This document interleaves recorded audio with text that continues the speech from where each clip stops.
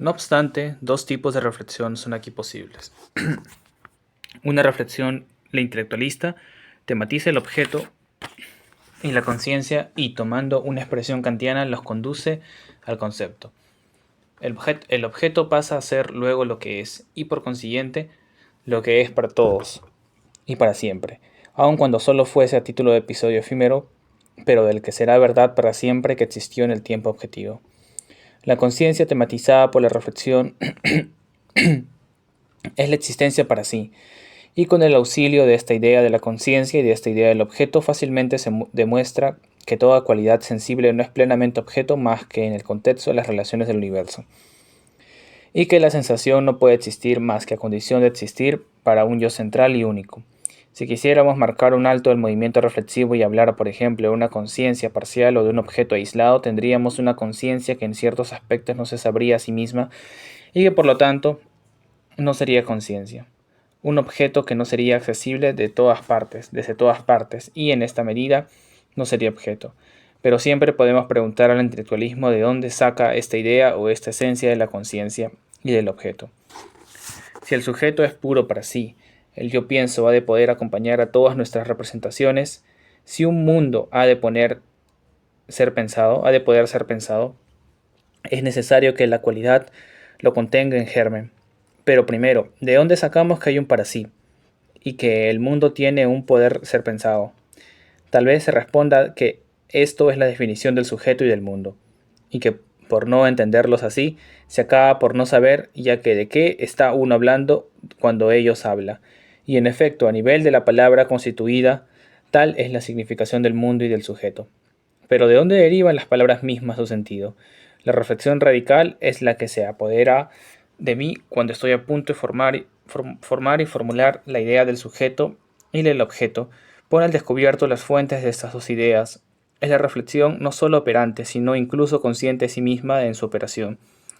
Tal vez se responda que el análisis reflexivo no capta solamente el sujeto y el objeto en idea, que es una experiencia que al reflexionar me sitúo de nuevo en este sujeto infinito que yo era ya, y sitúo de nuevo el objeto de las relaciones que ya lo subtendían, y que en fin no cabe preguntarse de dónde saco esta idea del sujeto y esta idea del objeto por ser una mera formulación de las condiciones sin las cuales nada yo habría para nadie.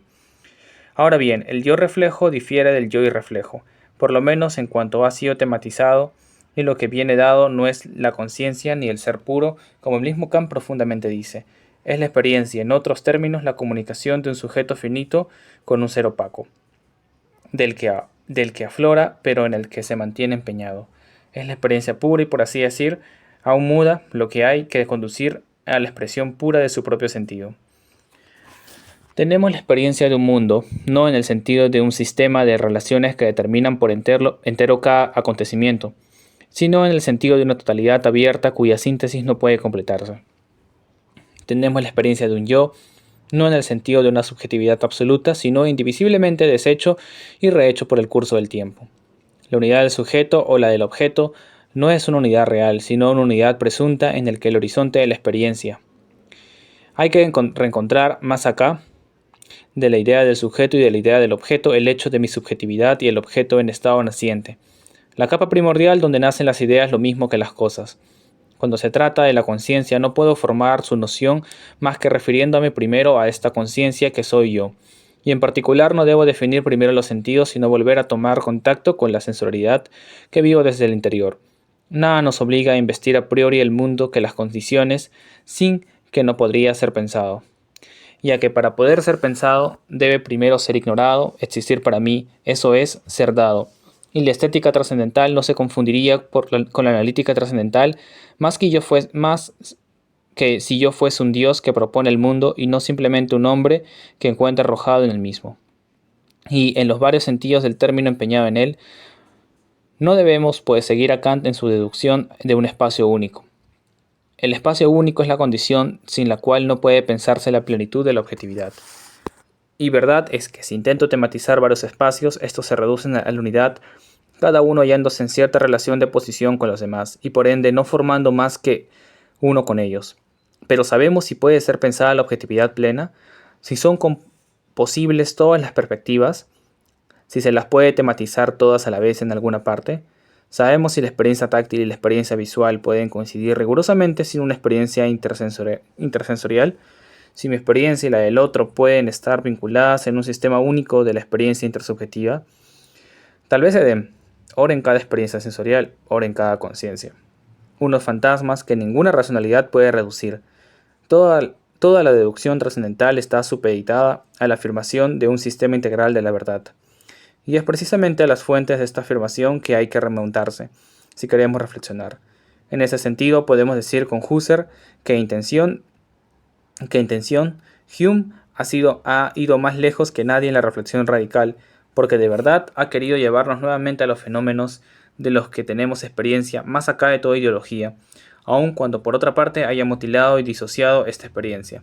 En particular, la idea de un espacio único y la idea de un tiempo único, al apoyarse en la imitación del ser de la que Kant hiciera justamente la crítica en la dialéctica trascendental. Debe ponerse entre paréntesis y producir en su genealogía a partir de nuestra experiencia efectiva.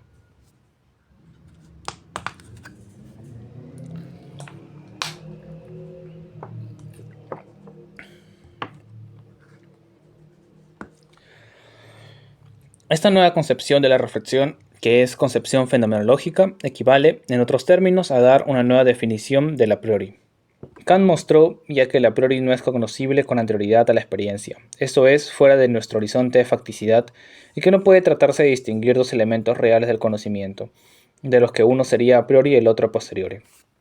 Si el a priori preserva en su filosofía el carácter de lo que debe ser, en contraposición a lo que existe de hecho como determinación antropológica, es solamente en la medida en que no ha seguido hasta el fin su programa, consistente en definir nuestros poderes de conocimiento por nuestra condición de hecho, y que debía obligarlo a citar de nuevo todo ser concebible sobre el trasfondo de este mundo. A partir del momento en que la experiencia, o sea, la apertura de nuestro mundo de hecho, se reconoce como comienzo del conocimiento, no hay ya manera de distinguir un plano de las verdades a priori y un plano de las verdades de hecho, lo que debe ser el mundo y lo que efectivamente es. La unidad de los sentidos que pasaba por verdad a priori no es más que la expresión formal de una contingencia fundamental. El hecho de que somos del mundo, la diversidad de los sentidos que pasaba por ser un dato a posteriori, la forma concreta que ésta toma en un sujeto humano inclusive, aparece como necesaria a este mundo, eso es, al único mundo que podamos pensar en consecuencia. Se vuelve, pues, una verdad a priori. Toda sensación es espacial, y nos hemos alineado a esta tesis.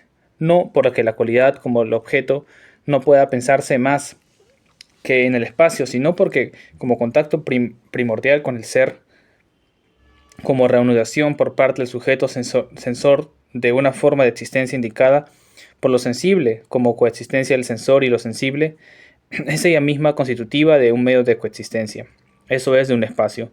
Decidimos a priori que ninguna sensación es puntual, que toda sensorialidad supone un cierto campo, unas coexistencias, pues. Y concluimos contra Lasher que el ciego posee la experiencia de un espacio, pero estas verdades a priori no son más que la explicitación de una forma de existencia, y esa reanudación implica asimismo que a cada instante nunca pueda yo hacerme casi por entero tacto visión, y que incluso no pueda yo ver o tocar sin que mi conciencia quede en alguna medida atascada y pierda algo de su disponibilidad. Así, la unidad y la diversidad de los sentidos son verdades del mismo rango. El a priori es el hecho comprendido, explicitado y seguido en todas las consecuencias de su lógica tácita. El a posteriori es el hecho aislado e implícito. Sería contradictorio decir que el tacto carece de espacialidad y es imposible a priori tocar sin tocar en el espacio, porque nuestra experiencia es la experiencia de un mundo. Pero esa inserción de la perspectiva táctil en un ser universal no expresa ninguna necesidad exterior al tacto. Se produce espontáneamente en la misma experiencia táctil, según su modo propio, tal como la experiencia nos la entrega. La sensación no es una materia indiferente y de un momento abstracto, sino una de nuestras superficies de contacto con el ser, una estructura de conciencia y en lugar de un espacio único, condición universal de todas las cualidades. Tenemos con cada una de ellas una manera particular de ser del espacio, y en cierto modo de hacer espacio.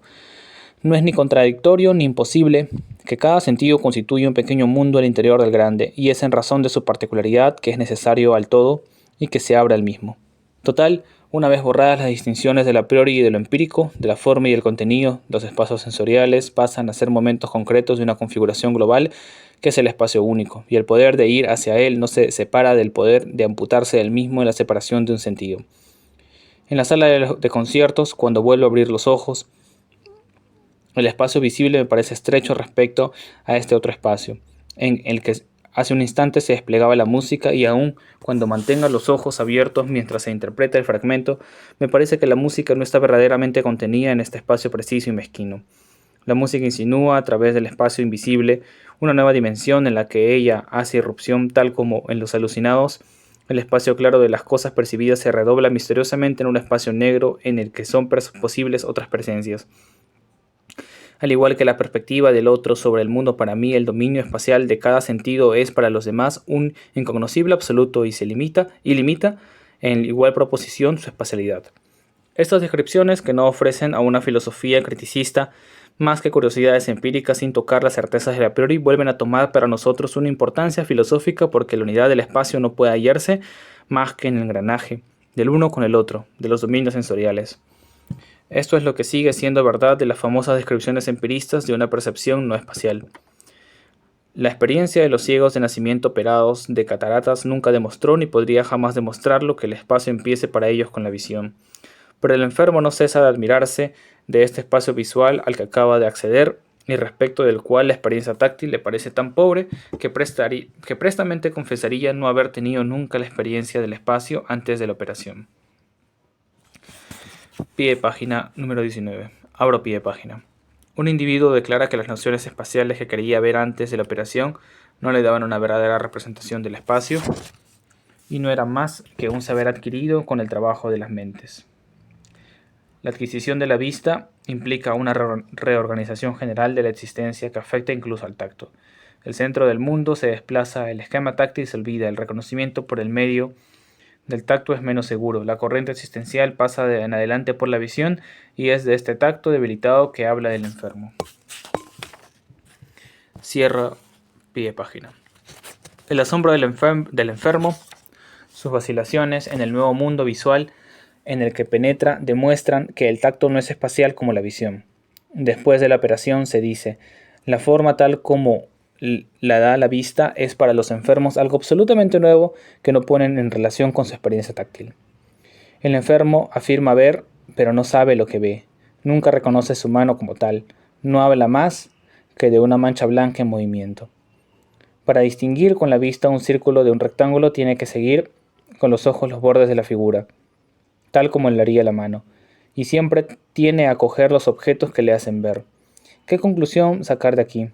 Que la experiencia táctil no prepara para la percepción del espacio, pero si en modo alguno fuese espacial, extendería el sujeto la mano hacia el objeto que le están enseñando.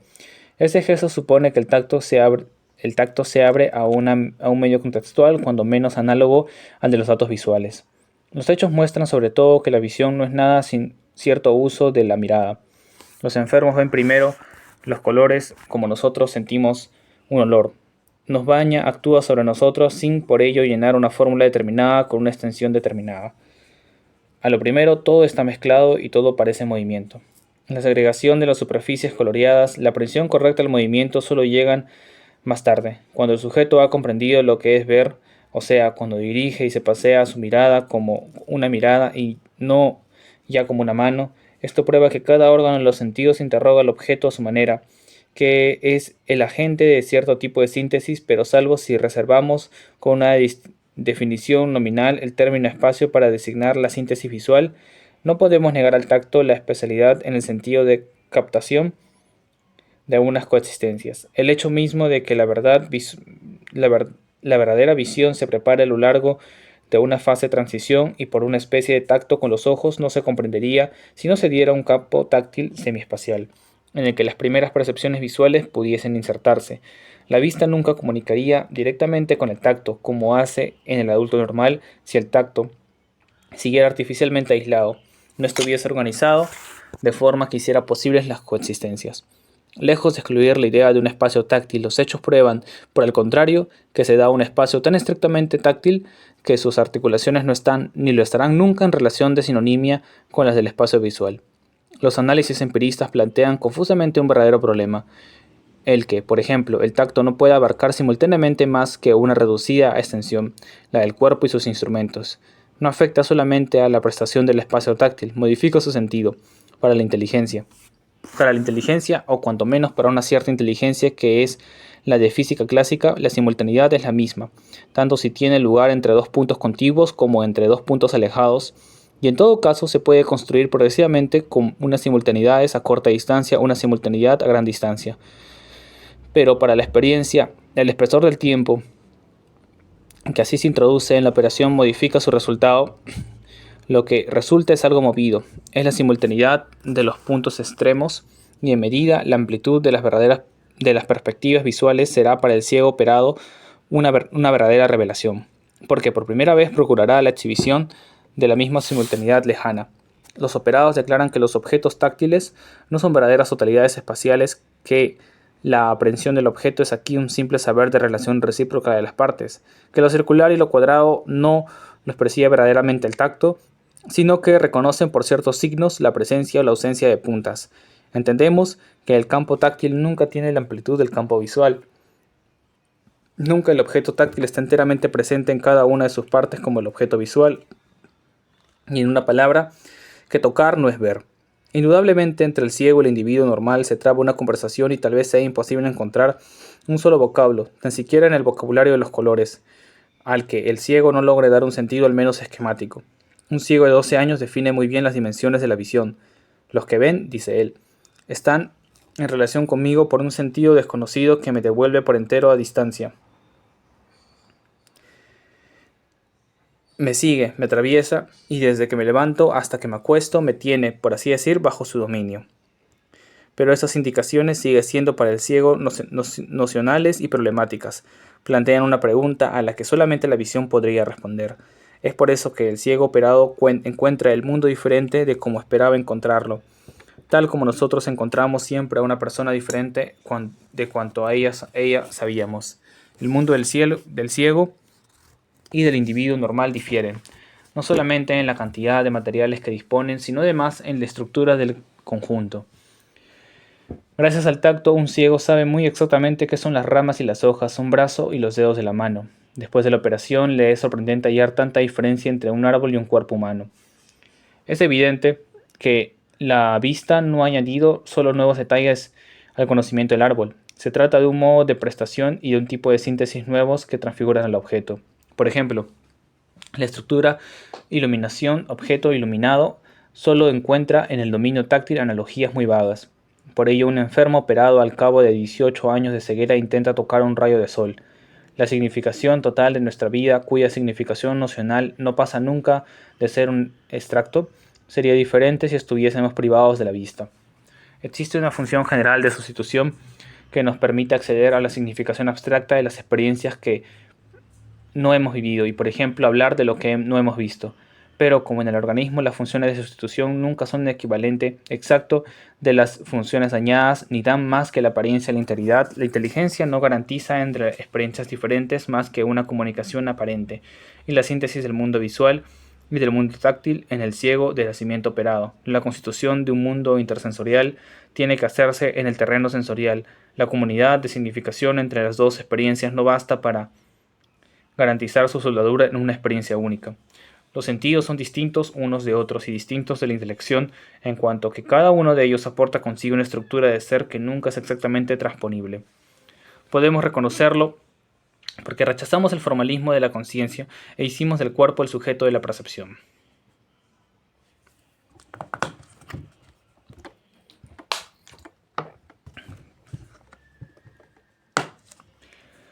Y podemos reconocerlo sin comprometer la unidad de los sentidos, porque los sentidos comunican. La música no está en el espacio visible, pero lo mira, lo inviste, lo desplaza, y bien de jueces se intercambian algunas palabras o sonrisas, sin percatarse de que el sujeto se agita debajo de ellos. Son como un equipaje zarandeado sobre la superficie de una tempestad. Los dos espacios solamente se distinguen sobre el trasfondo de un mundo común y solamente pueden entrar en rivalidad porque ambos tienen la misma pretensión al ser total. Se unen en el mismo instante en que se oponen. Si quiero encerrarme en uno de mis sentidos, si por ejemplo me proyecto enteramente en mis ojos y me abandono al azul del cielo, pronto dejo de tener conciencia de mirar y en el momento en que quería hacerme enteramente visión, el cielo deja de ser una percepción visual para convertirse en mi mundo del momento. La experiencia sensorial es inestable y extraña a la percepción natural que se hace con todo nuestro cuerpo simultáneamente y se abre un mundo interior interosensorial. Como la de la cualidad sensible, la experiencia de los sentidos separados solo tiene lugar en una actitud muy particular y no puede servir al análisis de la conciencia directa. Estoy sentado en mi habitación y contemplo las hojas de papel blanco encima de la mesa, unas iluminadas por la ventana, otras en la sombra. Si yo analizo mi percepción y me limito al espectáculo global, diré que todas las hojas de papel me aparecen igualmente blancas. Sin embargo, algunas de ellas están a la sombra de la pared, como no serían menos blancas que las demás. Me pongo a mirarlas mejor. Fijo en ellas mi mirada, eso es, limito mi campo visual, incluso puedo observarlas a través de una caja de cerillas que las separa del resto del campo o a través de una pantalla de reducción como una ventanilla en medio. Tanto si utilizo uno de esos dispositivos como si me contento en observar a simple vista, pero en la actitud analítica el aspecto de las hojas cambia. Ya no se trata de papel blanco recubierto de una sombra, sino de una sustancia gris o azulada, espesa o mal localizada. Si considero una vez más el conjunto del espectáculo, observo que las hojas cubiertas de sombra no eran, nunca han sido, idénticas a las hojas iluminadas, sin ser, por otra parte, diferentes de las mismas. La blancura del papel cubierto de sombra no se deja clasificar con precisión en la serie de negro-blanco. No era ninguna cualidad definida e hice aparecer la cualidad fijando mis ojos en una porción de campo visual. Entonces y solo entonces me he encontrado en presencia de cierto cualé en el que se atasca mi mirada. Pero ¿qué es fijar los ojos? Por otra parte, por parte del objeto, separar la región observada del resto del campo, interrumpir la vía total del espectáculo que atribuía a cada superficie visible una coloración indeterminada habida cuenta de la iluminación. Por parte del sujeto es sustituir a la visión global en la que nuestra mirada se presta a todo el espectáculo y se deja invadir por el mismo una observación, eso es, una visión local de aquel que aquel gobierna a su guisa. La cualidad sensible, lejos de ser coextensiva con la percepción, es el producto particular de una actitud de curiosidad o de observación. Aparece cuando, en lugar de abandonar toda mi mirada al mundo, me vuelvo hacia esta misma mirada y me pregunto qué es lo que exactamente veo. No figura en el comercio natural de mi visión con el mundo. Es la respuesta a una pregunta en mi mirada, el resultado de una visión segunda o crítica que intenta conocerse en su particularidad de una atención a la visualidad pura, que yo ejerzo o cuando temo haberme equivocado o cuando quiero emprender un estudio científico de la visión. Esta actitud hace desaparecer el espectáculo. Los colores que veo a través de la pantalla de reducción o los que el pintor obtiene a base de guiñar los ojos no son colores objeto. El color de las paredes o el color del papel, sino regiones coloreadas, no sin espesura y todas vagamente localizadas en un mismo plano ficticio. Así se da una actitud natural de la visión en la que hago causa común con mi mirada y me entrego a través de ella al espectáculo. Entonces las partes del campo están vinculadas en una organización que las vuelve reconocibles e identificables. La cualidad y la sensorialidad separada se produce cuando rompo esta estructuración total de mi visión, cuando ceso de adherirme a mi propia mirada y que en lugar de la visión me interrogo sobre ella. Quiero hacer la prueba de mis posibilidades, deshago el lazo de mi visión y del mundo, de mí mismo y de mi visión, para sorprenderla y describirla.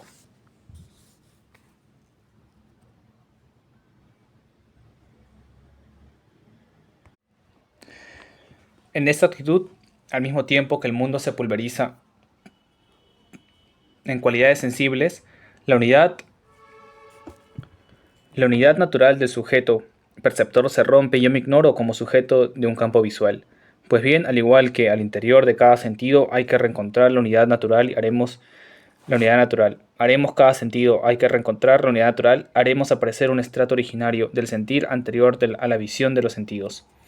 Según que fije un objeto o que deje errar mis ojos o que me abandone totalmente al acontecimiento de mi mismo color que se me aparece como color superficial.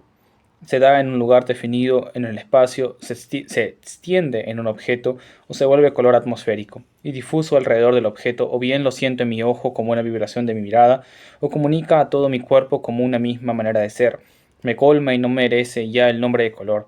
Se da a sí mismo un sonido objetivo que resuena fuera de mí, en el instrumento un sonido atmosférico que está entre el objeto y mi cuerpo, un sonido que vibra en mí como si yo hubiese convertido en flauta o reloj de pared, si yo me hubiese convertido en una flauta o el reloj de pared. Y en último estadio, en el que el elemento sonoro desaparece y se convierte en la experiencia, por otro lado, muy precisa de una modificación de todo mi cuerpo. La experiencia sensorial no dispone más que un estrecho de margen, o el sonido del color y por su propia disposición dibujan un objeto, el cenicero, el violín, y este objeto habla desde el principio a todos los sentidos. O en el otro extremo de la experiencia, el sonido y el color se reciben en mi cuerpo y resulta difícil de limitar mi experiencia a un único registro sensorial. Esto desborda espontáneamente hacia todos los demás. En la experiencia sensorial, en el tercer estadio, que hace un instante describíamos, solo se especifica por un acento que indica más bien la dirección del sonido o la del color. A este nivel, la ambigüedad de la experiencia es tal que un ritmo acústico hace fusionar las imágenes cinematográficas y da lugar a mi percepción del movimiento cuando, sin apoyo acústico, la misma sucesión de imágenes sería demasiado lenta para provocar el movimiento estraboscópico. Los sentidos modifican las imágenes consecutivas de los colores. Un sonido más intenso las intensifica, la irrupción del sonido las hace vacilar. Un sonido grave la vuelve el azul más oscuro o más profundo. La hipótesis de constancia, que asigna a cada estímulo una sensación y solo una se verifica, tanto menos cuanto más nos acercamos a la percepción natural. Es en la medida en que la conducta es intelectual e imparcial que la hipótesis de constancia se vuelve aceptable en lo referente a la relación del estímulo y con la respuesta sensorial específica, aunque el estímulo sonoro, por ejemplo, se limita a la esfera específica, aquí la esfera acústica.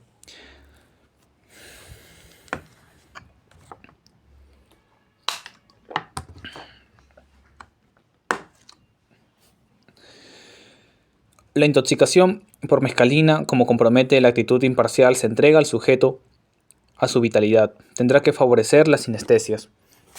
En realidad, bajo los efectos de la mescalina, un sonido de flauta da un color azul-verde, el ruido de un metrónomo se traduce en la oscuridad, en manchas grises, los intervalos espaciales de la visión corresponden a los intervalos temporales de los sonidos, la magnitud de la mancha gris, a la intensidad del sonido, su altura en el espacio a la altura del sonido.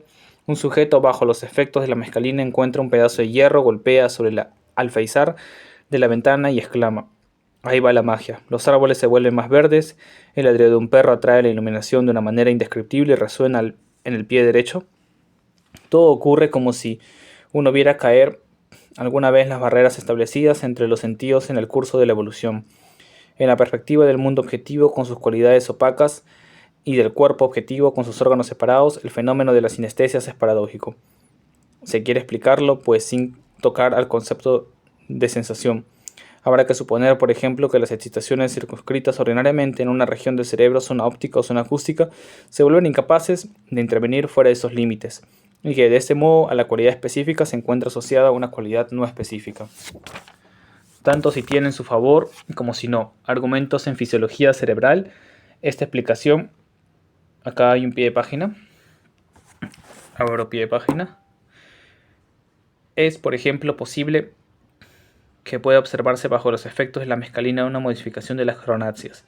Este hecho, en modo alguno, constituiría una explicación de las sinestesias por el cuerpo objetivo, y sí, como vamos a demostrar, la yuxtaposición de varias cualidades sensibles es incapaz de hacernos comprender la ambivalencia perceptiva tal como viene dada en la experiencia sinestésica. El cambio de las cronáceas no puede ser la causa de la sinestesia, sino la expresión objetiva del signo de un mundo, de un acontecimiento global y más profundo que no tiene su sede en el cuerpo objetivo y que interesa al cuerpo fenomenal como vehículo del ser en el mundo. Cierre de pie de página. Argumentos en la fisiología cerebral. esta explicación no da razón a la experiencia sinestésica, que así pasa a ser una nueva ocasión para poner en tela de juicio el concepto de sensación y el pensamiento objetivo. En efecto, el sujeto no nos dice solamente que posee a la vez un sonido y un color. Es el mismo sonido lo que ve en el punto donde se forman los colores. Esta fórmula está literalmente desprovista de sentidos si definimos la visión por el cual es visual, el sonido por el cual es sonoro, pero a nosotros nos corresponde construir nuestras definiciones de modo que le encontremos uno, ya que la visión de los sonidos o la audición de los colores existen como fenómenos, y ni siquiera se trata de fenómenos excepcionales. La percepción sinestésica es la regla y, si no nos percatamos de ello, es porque el saber científico desplaza la experiencia y que hemos dejado de ver, oír y en general sentir, para deducir de nuestra organización corpórea y del mundo tal como el físico lo concibe lo que debemos ver, oír y sentir. La visión, suele decirse, no puede darnos más que colores o luces y con ellos formas que son los contornos de los colores y movimientos que son los cambios de posición de las manchas de color. Pero ¿cómo situar en la escalera de los colores de transparencia o los colores turbios? En realidad, cada color en lo que tiene de más íntimo no es más que la estructura interior de la cosa manifestada al exterior. El brillo del oro nos presenta sensiblemente su composición homogénea, el color empañado de la madera su composición heterogénea, los sentidos comunican entre ellos abriéndose la estructura de cada cosa. Se ve la rigidez y la fragilidad del cristal, y cuando éste se rompe con un ruido cristalino, este ruido es transportado por el cristal visible. Vemos la elasticidad del acero, la ductilidad del acero candente, la dureza de la lámina en un cepillo, la suavidad de las virutas. La forma de los objetos no es el contorno geométrico. Está en una cierta relación con su naturaleza propia y habla a todos nuestros sentidos al mismo tiempo que a la vista. La forma de un pliegue en un tejido de lino o de algodón nos hace ver la finura o lo seco de la fibra, el frío o la calidez del tejido. El movimiento de los objetos visibles no es el simple desplazamiento de las manchas de color correspondientes en el campo visual. En el movimiento de la rama que un pájaro acaba de abandonar se lee su flexibilidad o su elasticidad. Y es así como inmediatamente se distinguen una rama de abedul y una de manzano. Vemos el peso de un bloque de fundición que se hunde en la arena, la fluidez del agua y la viscosidad del jarabe. De igual manera, oigo la dureza y desigualdad de los adoquinados en el ruido de un coche. Se habla con razón de un río blando, apagado o seco. Si podemos dudar de que el oído nos dé verdaderas cosas, es cierto, cuando menos, que nos ofrece más allá de los sonidos en el espacio algo que zumba, y así comunica con los demás sentidos. En fin, si doblo con los ojos cerrados una varilla de acero y una rama de tilo, percibo entre mis manos la textura más secreta del metal, la madera. Si pues tomamos como cualidades incomparables los datos de los diferentes sentidos, dependen de otros tantos mundos separados, al ser cada uno en su esencia particular una manera de modular la cosa, comunican todas por su núcleo significativo.